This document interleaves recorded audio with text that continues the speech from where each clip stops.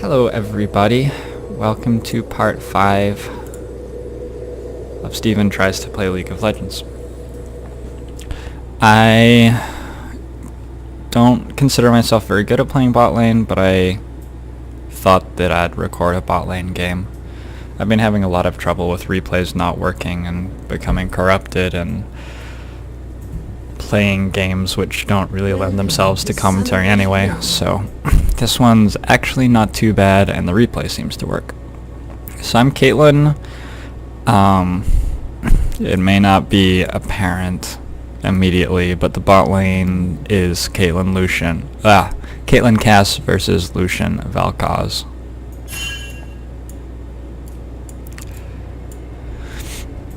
And yeah, some of my team even arrived for level 1. So I just got to this bush as quickly as possible and I'm standing in it.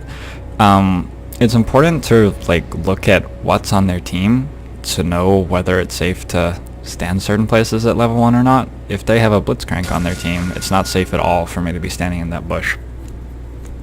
Were that the case, I would probably stand right around here and drop a ward here at like 50 seconds. I think that's the best I can do on my own in that situation. Minions have spawned. They have to sneeze, but it's just not gonna happen. Alright, so Maokai is setting up for Christmas over here. I'm here to help my jungler leash, which is like a pretty normal thing to do. Perhaps the difference between leashing and like silver versus diamond is people tend to know exactly how much damage they can do to a buff to get to lane before they lose a minion. Because dealing damage to the buff is very important, but not missing minions in lane is also very important. So typically with Caitlyn you can get away with 3 autos and your Q on that buff. Not starting Q on Caitlyn is terrible, by the way. Don't do that. Alright, so we're in lane. I missed the gold from one melee minion, but I still got the experience, which is considerably more important at this stage in the game. And we're playing a bot lane. I have hundreds of games on Caitlyn, but I'm considerably worse at all the other AD carries, and I don't know a lot about the matchups in bot lane. Caitlyn's just a very simple AD carry, so I picked her to play when I have to play this role. Tried to hit Vel'Koz with an EQ combo there as he was walking away, missed the E, and he turned around for the Q, which was nice. Okay, so nothing too exciting is happening here yet. We don't have an engaged lane like neither of us do, so it's going to be very pokey, and there's a rather large disincentive towards anybody trying to zone the other person off the minions right now, in that the other team's minions are going to start shooting at you. If I auto Lucian there, which I just did, I probably took 50 minion damage there, so his minions traded back for him. So that means that if we're standing on either side of the wave like this, there isn't that much we can do. Now he's down to 2 ranged minions though, so he really has to back off. And the first really interesting thing that happens in the lane is after this wave pushes into the tower and sticks there. Let's look at the rest of the map real quick. Lux vs Ziggs is another pretty boring no kill pressure lane. I think that Ziggs scales a little bit better than Lux, but not by that much. Probably the interesting lane here is Yasuo versus Mundo. This is where a lot of the jungle pressure should be, with the exception, I think, of bot lane. If we're shoved in, Cassiopeia and Vel'Koz aren't great at running away. Vel'Koz is better than Cass. But yeah, if our bot lane is shoved in like this, I think that we certainly warrant jungle attention. And I think the fact that Vi is farming the jungle with 300 health here and no potions is just really bad. She has a red buff and needs to be using it to gank, in my opinion. Okay, but Maokai, I certainly understand Maokai not doing much. What he should be doing is like buying wards, throwing a ward here, throwing a ward like here to defend the 2 lanes which are in danger of ganks. But certainly he doesn't have any obvious ganks himself. Okay, actually I want to rewind real quick here. So, this is actually quite interesting. So, Lucian gets low from trading and we're able to shove the wave into tower. And I back straight away so that I can get back. So the reason that I'm backing straight away is I want to be able to spend my gold to keep an advantage over Lucian, and this is a great time to back. Now Cass takes the entire wave to herself, an entire wave of solo experience and gold, and then Vel'Koz just holds the wave in front of the tower for Lucian. And this just straight up gives Lucian 6 gold, 6 CS worth of gold and 6 CS worth of experience on me. There was no like reason for Cassiopeia to be attacking that wave at all. She could have recalled, and had she recalled, the wave wouldn't have gotten shoved into my tower. I would have been able to get a ton of minions off it. And yeah. Okay. But that happened. If you're a support player and you can freeze the wave for your AD carry, it's very, very good to do so. So I walked up and took that trade knowing that I'd lose it pretty much. There are a few reasons for this. One is that I have a Vamp Scepter on him versus Double Darn, so I have much more sustain. Another is that I have longer range, so if we're at low health, things start to get really nasty for him when he can't risk trading health for minions. And the third is that I knew that Cassiopeia was getting back to lane before Vel'Koz.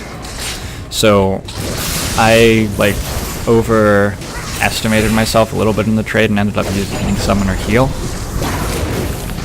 But I've worked through all of his potions basically.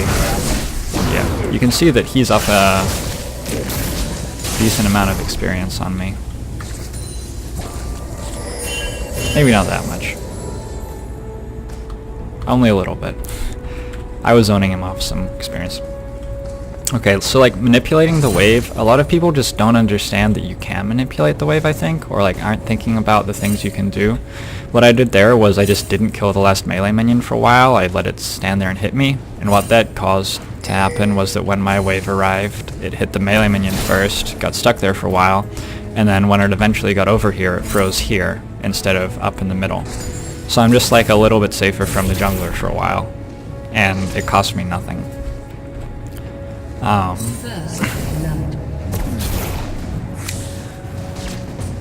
Yeah, stuff like that is pretty free and will start to add up to a considerable advantage in lane, I think.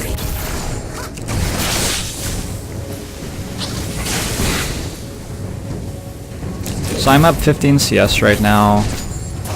I'm down my Summoner Heal. And he just recalled and bought shoes.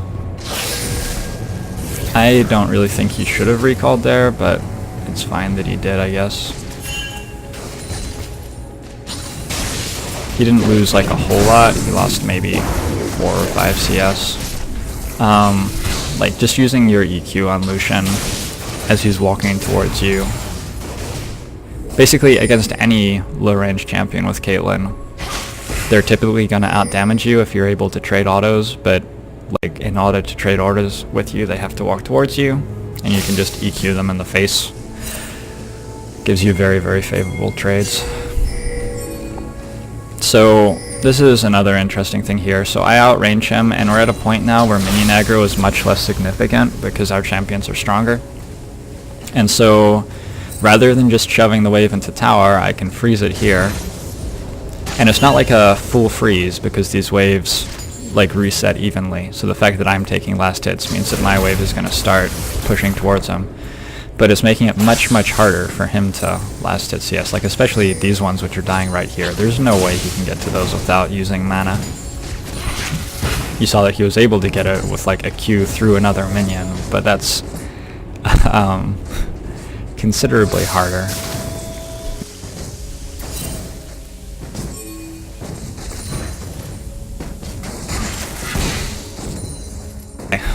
That was my phone ringing.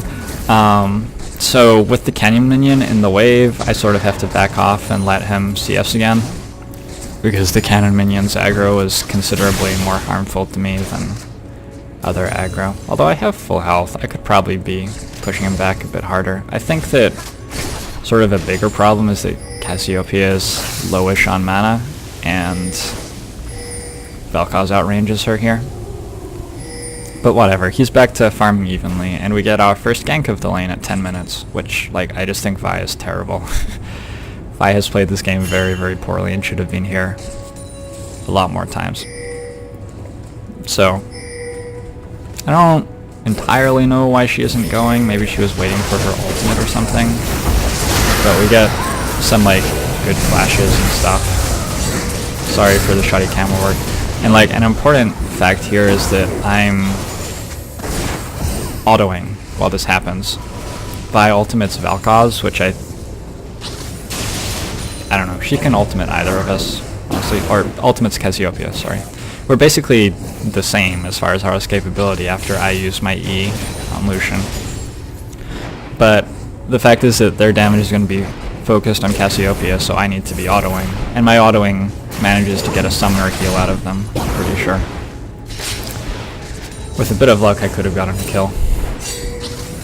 So I want my BF sword, and so I'm staying. I'm giving up considerable amounts of CS to stay here, and after I get hit with a Q, I end up... I'm not even sure if I got experience for those last ones. But it gets me to enough gold for the BF sword, and when you're playing AD carry, that's a pretty huge deal. And Lucian flashed there. I didn't see this fight, I was in the buy menu. But apparently Lucian flashed while Mal W was in the air, which is not the time you want to flash unless you're flashing like into your team to screw Maokai over.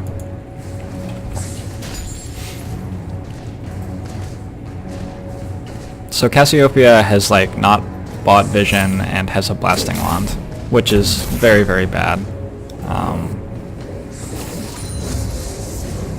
Just very, very, very bad. But it's gonna work out. Thereby finally ganked us, got both of our flashes and a kill, and then like isn't going to come back again, I'm pretty sure. I'm not sure. Like just identifying where you can do stuff as a jungler is pretty important. Doing that is a lot better than farming the wolf camp. Her ultimate's like almost up again. I don't know why she's not walking like here. She can just Q in and put her ultimate on Cassiopeia probably. Anyway. We get like a really terrible trade here. But I'm able to put damage back on Lucian and Yasuo comes in. So, like as I mentioned earlier, if either of these bot lanes gets overextended, they should just be very, very dead. And so Vi came once and blew both of our flashes and got a kill. Then Yasuo and Lux showed up at a reasonable time. Yasuo used his teleport to get in on that. And we get a dragon and 2 kills off of that one. We're gonna lose our top outer tower to Mundo. That's a very, very, very good trade for us though, in my opinion. While my team is doing this, like there's no danger of us getting shoved off the dragon, so I was just dealing tower damage and collecting the CS in this lane. As long as your team can comfortably take this dragon and you're not losing a huge amount, like the fact that I was doing this, for example, it slows the speed at which we take the dragon, which means that I'm delaying these guys' recalls. Like after taking dragon, Lux has to go over here and shove this into here and do all sorts of stuff. I actually didn't end up recalling for quite a while, so I'm gonna lose CS at tower.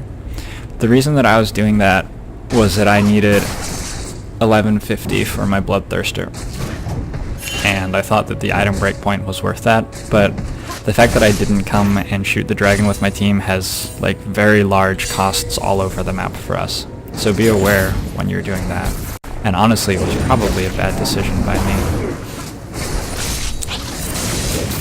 Because now I'm like shoved into the tower anyway. I can't even go get my Bloodthirster. Not that I particularly need to. I'm actually still up items on Lucian. And I have a Vamp Scepter, so my health will be back shortly.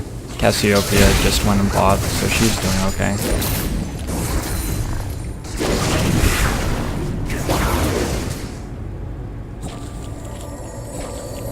So yeah, we're in a situation again where they are just dead to a gank.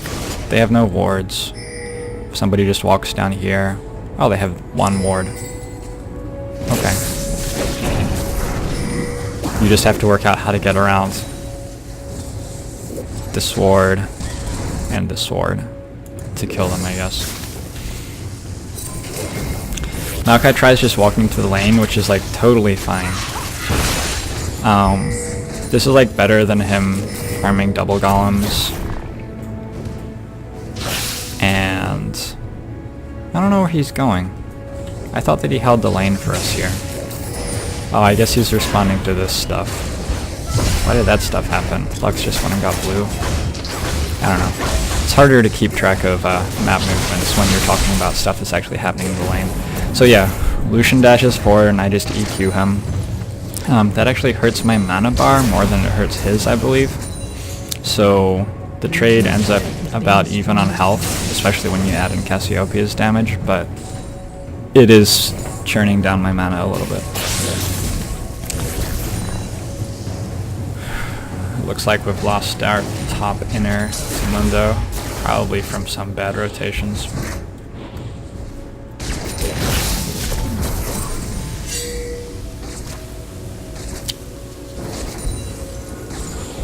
And the scintillating life of an AD carry continues. So my team's objectives right now, Dragon's off the map for a little while longer. Mid's really hard to take. I think, I don't know. I think maybe we should just be doing what we're doing, actually. Just like trading farm, waiting for Dragon to come back up. We are even on gold, so it's not like we should be expecting to kill their Nexus right now.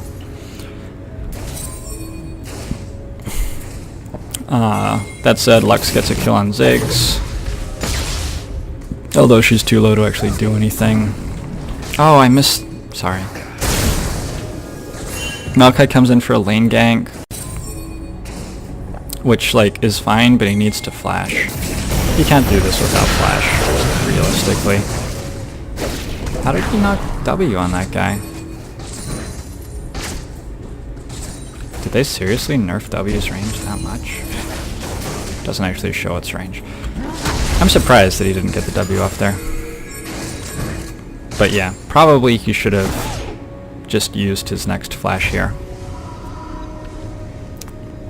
Okay, so I tell him to hold the tower, and I'm finally able to go by. I had been planning to build a Bloodthirster, but I just got stuck in lane forever.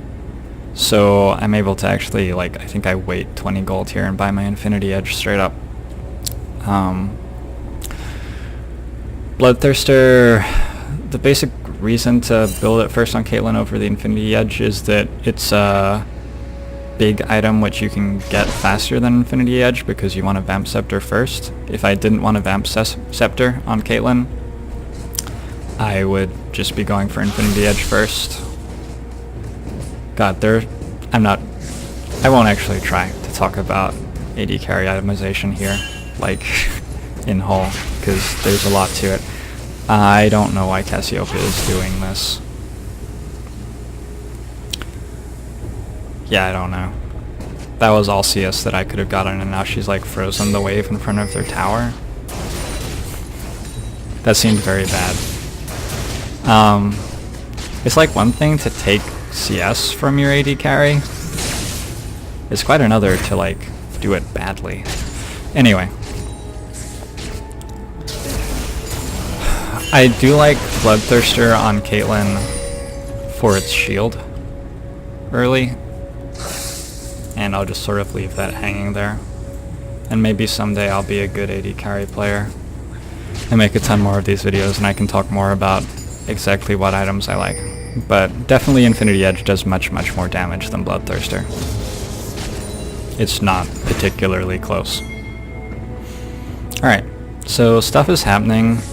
We finally got them to back and have like damage on this tower, but Vel'Koz like ultimates us, which is pretty unpleasant. These guys are trying to steal the blue buff, and we end up in this situation here, where Mundo's closing down from above, these guys are all coming in, and the dragons just respawned. We didn't need to take a ton of damage before this dragon fight, but we did. So Vi goes in and dies straight away, doing nothing, which is what happened in the last team fight I analyzed. Mundo's on me, Yasuo's over here zoning their team, and actually like making huge plays. I think better would be for Yasuo to just be back with us, killing Mundo. Like honestly, I don't think he's expected to win that 1v3, and I don't think he needed to be fighting that 1v3. If he had been attacking the Mundo, their damage would have had to be closer to us, which means that like me and Lux and Cassiopeia could have been attacking someone more useful than the Mundo. Okay, so after that fight, we have another situation where my team goes to Dragon, and Yasuo and Lux decide to shove this wave up into tower. And this slows our recalls considerably, and I think that this time you can see the fallout of slowing how quickly we take that dragon much more apparently. So someone has to go here. That's a replay bug. That tower's not actually there. Okay, 2 of them go there. That's really dumb. We're in a situation where we just spent a lot of time farming, essentially. We spent all that time clearing this wave, like the entire team, all the time killing dragon as an entire team, then we all recalled and bought. So we are like far behind on map pressure right now. Sending 2 people here to clear this wave is terrible, because we need to catch this wave as it hits tower, and we need to stop them from killing this tower as this wave hits. Like we shoved the wave all the way up there, and they were able to just walk back all the way and kill the tower. So I like underestimate Vel'Koz damage and then flash the wrong way, which causes me to die here. But like we didn't have to give up that tower, and the way that our team like rearranged itself after the dragon was just very poor and led to us losing that objective. Alright, and I believe that we lose, yeah, and then we lose mid-outer because Lux like goes over to take the blue buff. And then she goes to kill Mundo. Okay, so like fighting Mundo here is not worth giving up mid-outer tower. That was an interesting flash. So we wouldn't have even killed him if he hadn't missed that flash. As is, we spend like 30 seconds trying to kill a Mundo. Ziggs takes our mid-outer. That's like an even gold trade, and we never get our mid-outer back, but Mundo's going to respawn. So, I really dislike that play. Then like Yasuo takes this tower by himself while Ziggs has ultimate up. So this doesn't make any sense either. Ziggs can just ultimate this wave. It's all very confusing. Their team is in our jungle while Mundo is dead for some reason. Who knows why that's happening. If you just like think about where you should be, you can do better than this. Diamond players are not diamond because they are moving around the map perfectly. So having cleared the bot wave, there's no real reason for me to be bottom anymore. No pressure is built in this lane at all. Like they have to walk a very long way to get to our tower. And so I'm moving mid because their team is having to recall right now. They have to reassign themselves, and I think we can get good pressure on mid. And then my support Cassiopeia like clears the wave and recalls. So don't do that either. Oh, so I'm mid and like the team has not really done anything. This is the only objective on the map for us right now, this mid-outer tower. It's unreasonable to expect to get one of these inner towers before we get that. We can't get Baron, Dragon's down, so there's not much reason for anybody not to be in the mid lane. Both of our buffs are taken.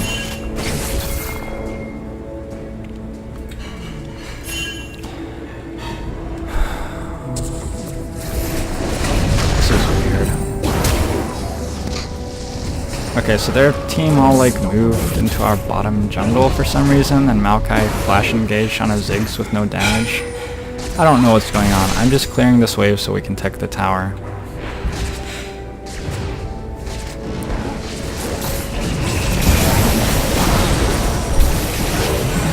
And we are able to take it through a Vel'Koz ult and a Ziggs ult. So yeah, that was like the only thing that we actually had to do there, and we did it. So it looks like their team is all backing off here to us. I know that I didn't put my team's vision on, but maybe I should have. Maybe I just will now.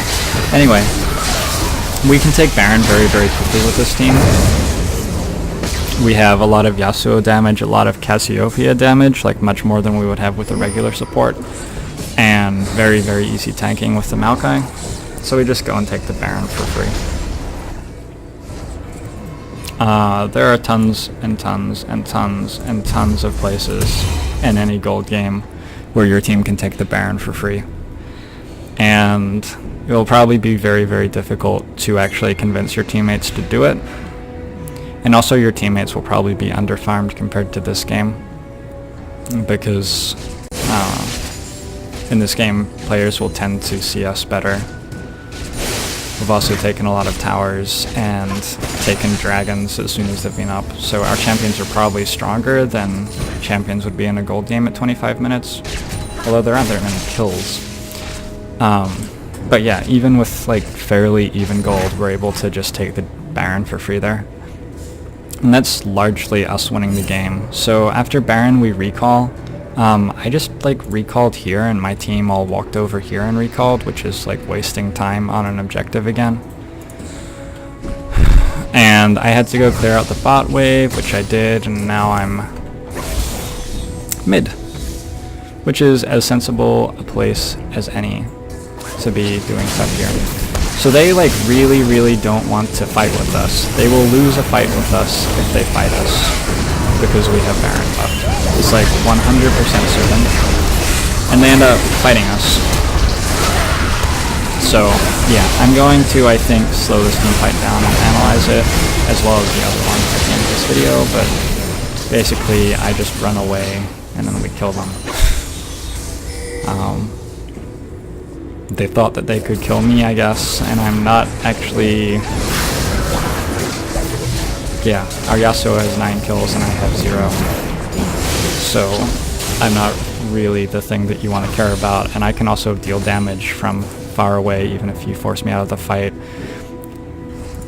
Maybe the only thing that is worthwhile from like an educational perspective and what I did there, which was mostly just run away, then E away, then flash away, was that I didn't like go and recall with 100 health. I stayed in the fight. I used my R to deal damage to someone, I don't remember. Then I came in and used a Q, and then I got an auto on a minion, which I think procced static shiv on someone, so I'm able to deal damage from a very, very safe distance as Caitlyn. Alright, at this point the game's pretty much over, so I'm going to speed it up a bit, but I think it's worth seeing how our team finishes the game. Because it would be very easy, actually, for someone to lose the game here. So, after a bit of typing in chat, we decide to go 4 top and Yasuo bot.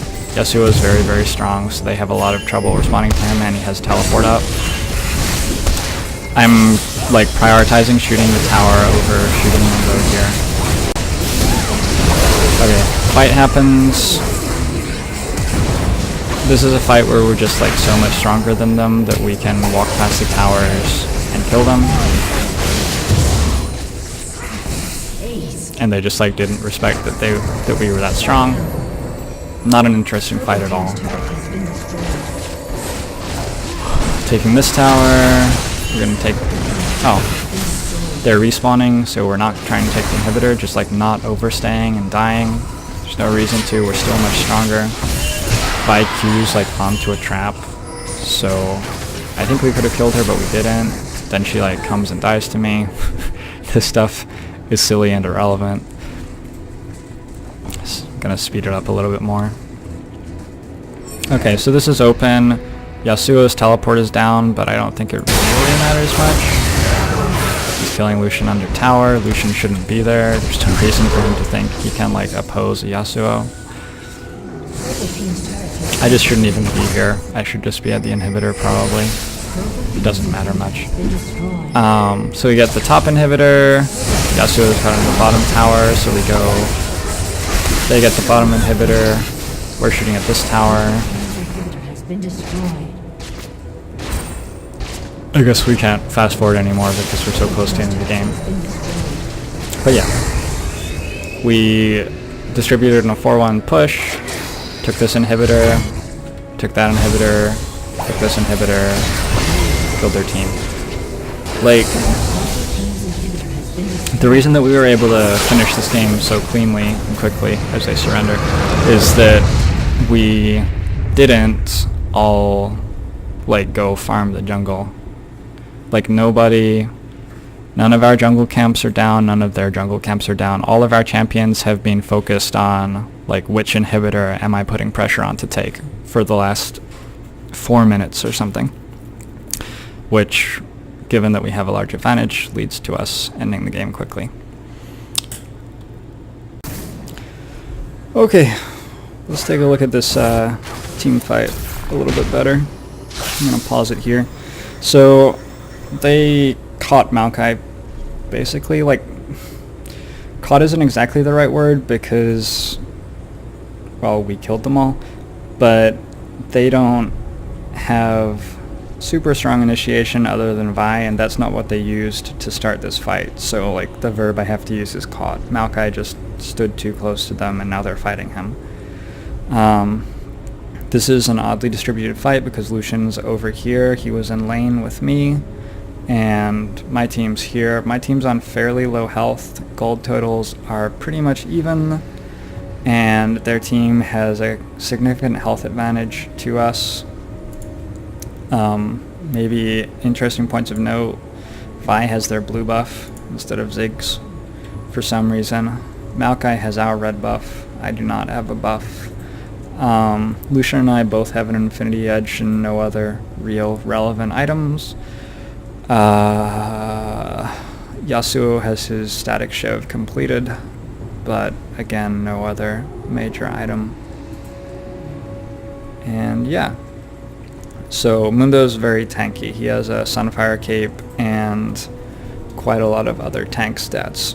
But other than him, their team has very little tankiness.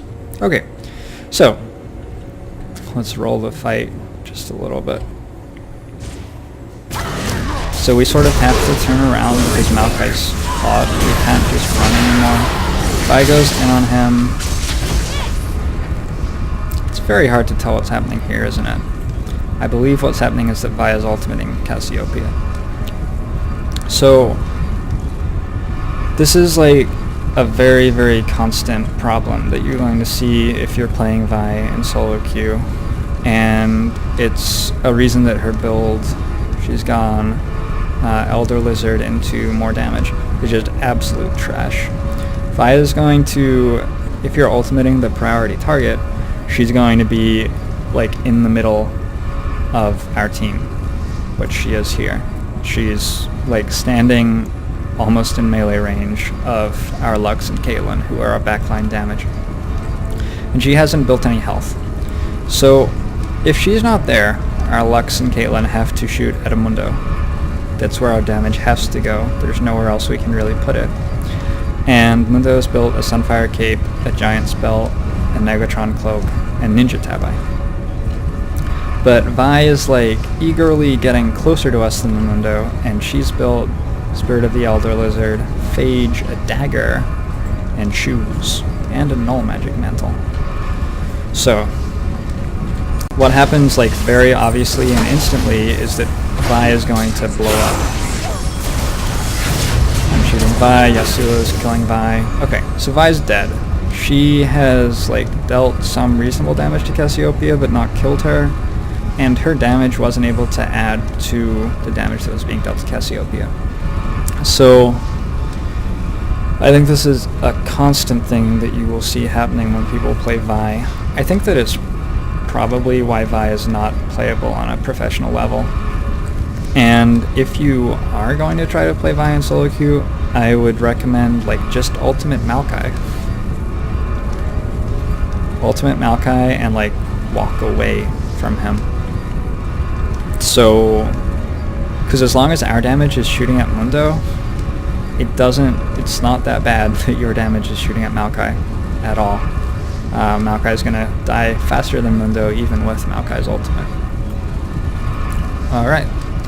So at this point though, we should be winning the fight because Vi is dead. Like it's a 5v4 now. We're lower on health, but we should be okay. So, like, Yasuo peeling off to attack Lucian is a pretty important situation in the fight because nobody on our team can follow him. Caitlyn, Lux, and Cassiopeia are all going to be kiting backwards, and Maokai is going to be getting shot at a whole lot. So he is basically going to be dueling with Lucian, and their team has the opportunity to reinforce, but our team really doesn't.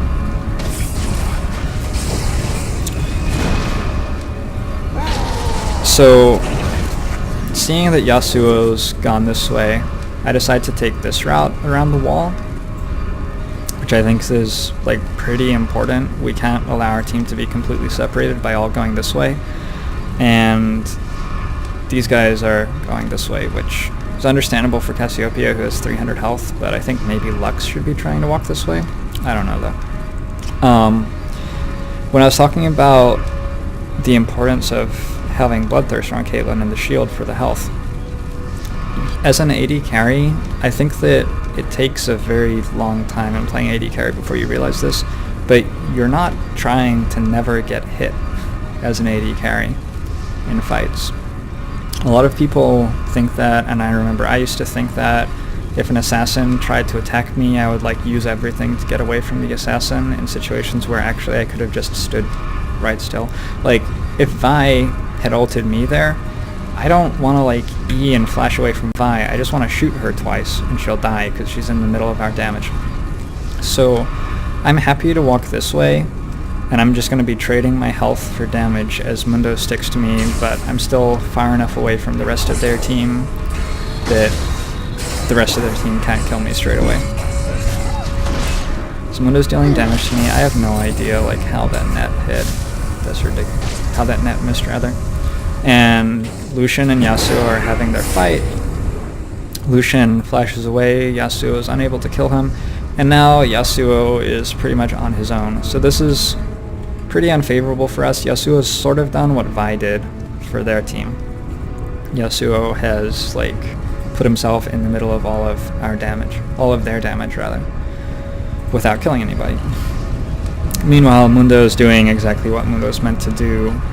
Our team is like even having difficulty damaging him because of the direction that our team has chosen to move. Although now we're at a situation where we can again, now that these guys have gotten to the other side of the wall.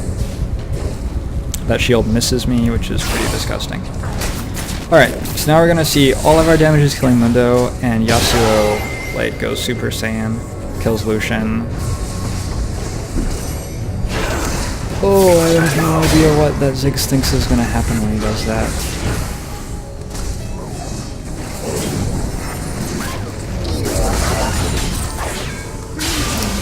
Gets a double kill, and our damage finishes up Mundo. So basically what happened in that fight was we had a Vi go into our team next to all of our damage and die, just straight away doing nothing. That gave us a considerable advantage. Then Mundo tanked for all of our damage as long as he could. We eventually killed him, but our Maokai was able to get away from their damage, and our Yasuo was able to assassinate their damage. And that's why we ended up winning the fight. I think that our Yasuo should not have been able to assassinate all of their damage, though. I think that they played the skirmish against Yasuo fairly poorly. But yeah, that was why the Yasuo outplay was why we won the fight comfortably. I think it should have been a fairly even fight had Yasuo not managed to do that. Okay, here's the lead up to the next big fight. So, biggest thing to notice here is that our team has Baron buff. That's very important. I have my red buff. It looks like their team has double buffs on Vi, which is terrible. just really, really, really bad. Why on earth would Vi benefit from double buffs here? I don't know. Alright, so Yasuo's coming down, Mundo's hitting with a cleaver. I like want to be standing close enough to take some damage like that. Like I have the Baron buff, so the health is just going to regenerate straight away, and I want to be able to get damage on things like the tower. And Vel'Koz turns his ultimate on. This is like sort of starting the fight with Yasuo threatening from above, but Yasuo doesn't want to just dive into their team. He will explode. So Yasuo Qs, misses, kites around. Yasuo's like still sort of kiting.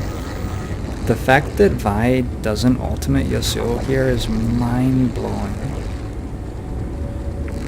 This is like what you dream of as a Vi player. This is a chance to ultimate their damage and not instantly die. Okay. Vi has still not ultimated Yasuo. This is so bad. So I just ran away. Like I got a Vel'Koz ult, a Ziggs ult, and I'm about to flash that bomb so that I don't die. Cass is way back here. This is fine. We're just kiting back. Cass shouldn't really be so far back, but he is. I wonder if my ult is on cooldown. Like it has to be, right? It's gotta be cooldown 75. Nope. Nope, there she goes. What on earth? Alright, so at this point, like, the fact that we're stronger and tankier and everything has just allowed Maokai to go into their team. And, like, yes, Yasuo is getting blast blows, but basically what happened there was that we have 3 ranged damage dealers, Caitlyn, Lux, Cassiopeia, and their team dealt a ton of damage to us, and we walked backwards, and then their team chased us, and we just used our ranged damage abilities, and Maokai jumped into the middle of them to basically hold them and absorb damage. Alright, so that was that fight. I just don't understand how Vi could not ultimate Yasuo there. That's the only thing that Vi... Like, that was the only situation where Vi is good in a team fight, pretty much. And she just refused to take it. Alright. So, I'm gonna end this video here. I hope you enjoyed the teamfight analysis and the analysis of the gameplay in general. And I'll see you guys another time. Bye.